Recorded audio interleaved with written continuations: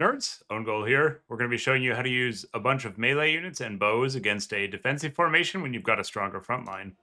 So this was in a tournament tonight where we fought against the dwarves, and they set up in like a pretty defensive position. So we built up a little bit, got an encircle, and then dove. So this is just like a good basic illustration of how to use a stattier build to overwhelm a defensive formation, even when they've got some arty or might otherwise chip you out. So when we loaded in, we saw that our opponent had taken these two SEs and two cannons, which means that he's kind of favored in like a long game if he gets cannon shots on us and the SEs get to grind. So we don't want to engage right away. We want to build up just a little bit of forces so that we can collapse his whole position all at once and then dive on him. So while that's happening, a quick look at the army.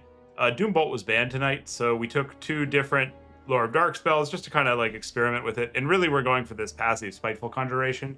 The global reduction to their army is exceptionally good when you have like this giant, big, non-AP frontline. Then we took the raw Dark Shards, a couple Dark Shards, and then a whole lot of Dark Elves anti-infantry chaff. The Dark Elves are pretty good at this because they have a lot of the best anti-infantry melee units in the game. So we're setting up in a big perimeter, trying not to take cannon shots. We've taken some Cold One chariots in lieu of cav, just because they recently got buffed and the dwarves have all infantry. So we're just trying to give this unit a try. So after we've got like a little initial position, we see that he's pushed out enough that we think we can get a good dive. So we roll in, and again, you know, it's really important that you have this like wide concave so your units don't get stacked up too much. And then on the approach, our target priority is his highest damage dealing units first. We see that he's got a couple clumps in the back. So these are good opportunities for us to dive on. These are rangers, so we don't see them all right out the gate, but once we get in range, we get a spot on it. And the best thing you can do is get one infantry unit on top of two of these because it locks down a lot. And then just like a small little micro trick, we see he's focus firing the cannons. This often happens, or the chariot.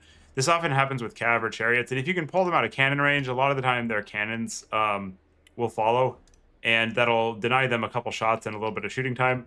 And they're going to shoot something. You can't really stop that. So we rotate these out, and then we bring them back in when it's time to go. And we've already compromised a bunch of his backline. He's got these Grim Delvers here lighting up our infantry, but while that's happening, we're getting on top of everything else. Small misplay there where the Dark Shards stack up. And the Dark Shards are trying to get on his Quarrelers where possible, because the Quarrelers are going to have the highest range DPS. But you don't want to send them so far that they overextend. We decided to go for the Grim Delvers. I think mistake in hindsight. Although it's fine, you know, we've got a big expensive chariot down, but it's also drawing a lot of fire while our Quarrelers and our front line take over. And I think in hindsight, you know, like the Harpies did a better dive there, so maybe more Harpies. We break through the back line and we send some cavalry in, and now, you know, the writing's kind of on the wall. He's up on value for the time being, but we're rapidly catching up. We're disintegrating the remainder of his forces, and then we're taking over all 3 points. So just fast forwarding really fast, this should bring it home pretty comfortably. We bring in some mobility, you know, we continue compromising the backline, but that's kind of just like a basic meat and potatoes execution of crushing and swamping the enemy backline. And that'll bring it home.